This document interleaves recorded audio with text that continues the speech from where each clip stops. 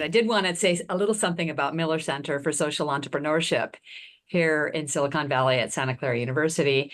We are a social enterprise accelerator. We've accelerated more than 1,500 companies across 100 countries all around the world that are all trying to end poverty and support improvements in the environment as well.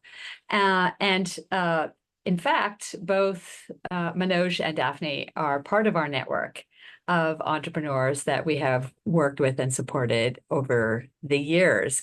And we find it extremely important to look at these types of issues from the perspective of the entrepreneurs that are at, sort of the front line and trying to execute and implement on these types of technology. So it's extremely exciting to see a panel that brings together entrepreneurs like Manoj and Daphne with kind of more academic expert like Brian. So this is, a really cool opportunity to delve into the issues a little bit more.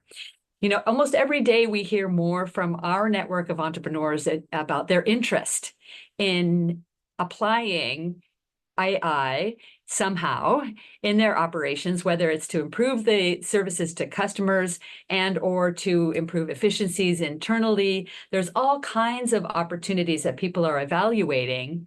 And in fact, we know from the Schwab Foundation's Global Alliance for Social Entrepreneurship, it's part of the World Economic Forum, that there's a huge economic opportunity here, something like 150 to $300 billion potential value add to the social impact sector by applying AI, and the potential to reach at least 150 million lives. So clearly there's some kind of amazing opportunity here. At the same time, if you look at some of the research by Ashoka, they are showing that, relatively few social entrepreneurs are applying AI yet. They're still evaluating. Now, whether that's because of the costs or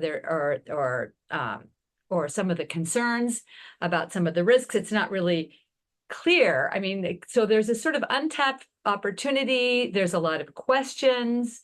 And also there's an argument to be made that, if the social enterprise sector, the social entrepreneurs don't engage in AI, that they can start to be left behind and also kind of exacerbate a kind of digital divide that already exists in the world, right? So personally, I'm sort of, a little bit confused, to be honest with you, and cautiously optimistic about this technology. There are definitely challenges and risks, some that I've only learned about more recently. For instance, the energy consumption implications of generative AI are huge. Something like, if you ask ChatGPT, I think it's something like 11x the energy consumption of Googling. So, think about that for a second. Obviously, job displacement, data privacy, and bias. I live in San Jose, I live in Silicon Valley.